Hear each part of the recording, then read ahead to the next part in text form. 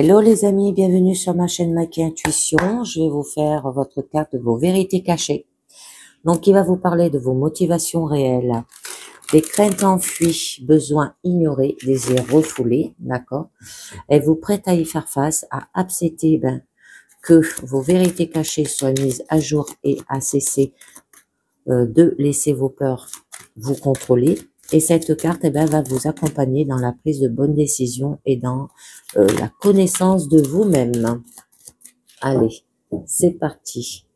Je vais vous la tirer et on va voir de quoi ça vous parle aujourd'hui, les amis. Allez, je prends ça là. La carte 76, je crois que je l'ai déjà faite, ça là. La déflexion. Alors, vous utilisez actuellement la déflexion comme un outil pour détourner votre attention dans une situation où vous avez vraiment besoin de reconnaître quelque chose en vous.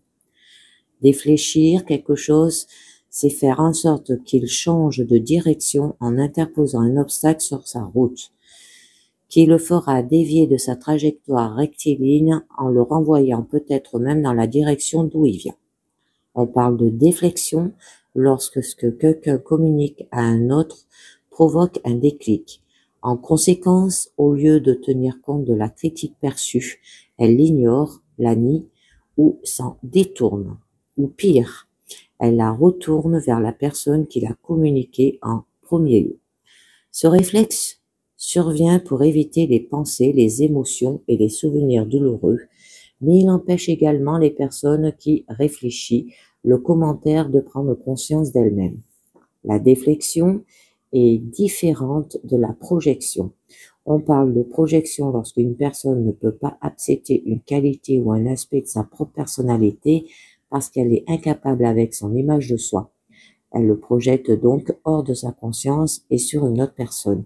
C'est la personne en colère qui reconnaît la colère des autres, mais qui pense être elle-même pacifique, par exemple. Cependant, une fois que les gens ont compris la projection, elle peut être poussée plus loin pour devenir une technique de déflexion courante. Par exemple, quelqu'un vous dit quelque chose qui provoque en vous un déclic. Pour défléchir cette chose, il suffit d'accuser votre interlocuteur d'être en train de faire de la projection. La déflexion est un mécanisme de défense qui est conçu pour préserver l'image de soi. C'est une forme de projection lorsqu'elle est utilisée pour détourner le blâme. Essentiellement, lorsque la faute nous encombre, nous projetons le blâme sur quelqu'un d'autre. Nous avons le sentiment que nous ne pouvons pas assumer la responsabilité ou le blâme est resté positif à l'égard de nous-mêmes en même temps. Nous ne voulons pas nous sentir coupables ou honteux. Laissez-moi vous donner quelques exemples de déflexion. Un enfant peut renverser quelque chose et le rejeter, le blâme, sur la tasse. Un mari violent peut reprocher à sa femme de l'avoir provoqué en ne préparant pas le dîner à temps malgré ce qu'elle lui avait promis. Une personne peut dire les choses pour blesser quelqu'un et lorsque l'autre se défend, rejeter la faute sur l'autre en prétendant qu'il est trop sensible. Une personne peut avoir un comportement qui provoque une réaction de groupe, mais lorsqu'elle est confrontée, elle dira que tout le monde s'est retourné contre elle. Un homme peut être critiqué par un acte qui est contrarié sa petite amie, mais prétendra qu'il a réagi de cette façon pour qu'elle a ses règles. Une personne peut détruire une relation et dire « ça se fait à deux ». Un ami peut faire quelque chose de blessant et dire de celui qui l'a blessé, il réagit comme ça à cause de son enfance.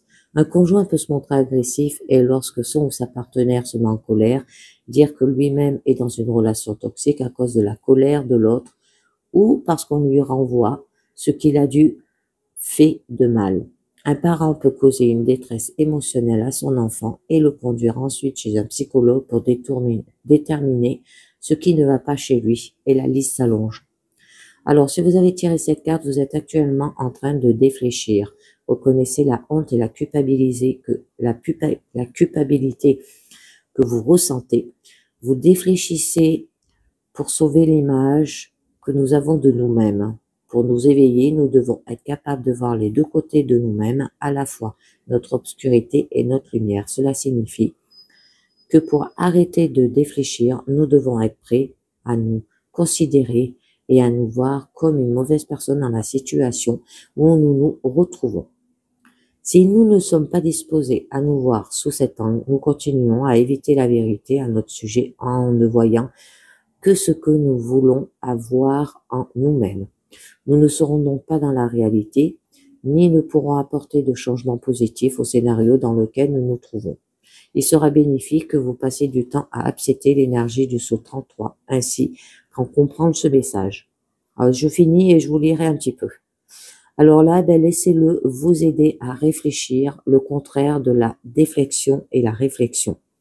Espérons que vous pouvez réfléchir et accepter l'idée que vous n'êtes pas le gentil dans cette situation, mais si vous ne vous en sentez pas capable pour le bien des autres personnes autour de vous, vous pouvez échapper à ce schéma par un moyen détourné, en alimentant votre image positive de vous-même et en acceptant votre aspect négatif.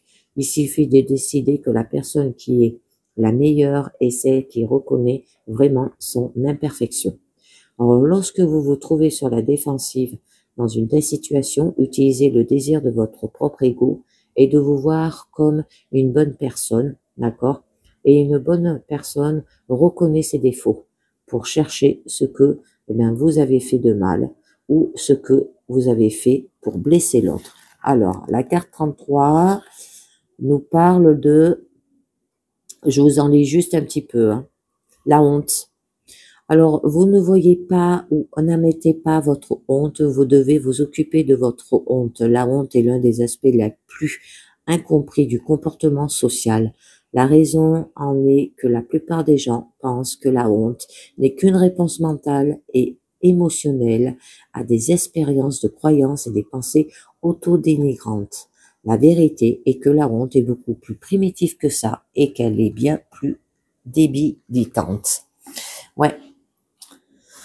Et ça, tout ça par rapport à la honte, les amis. Alors, avez-vous honte de vous pour faire de la déflexion?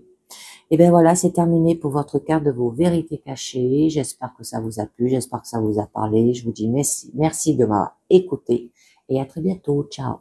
Bye bye.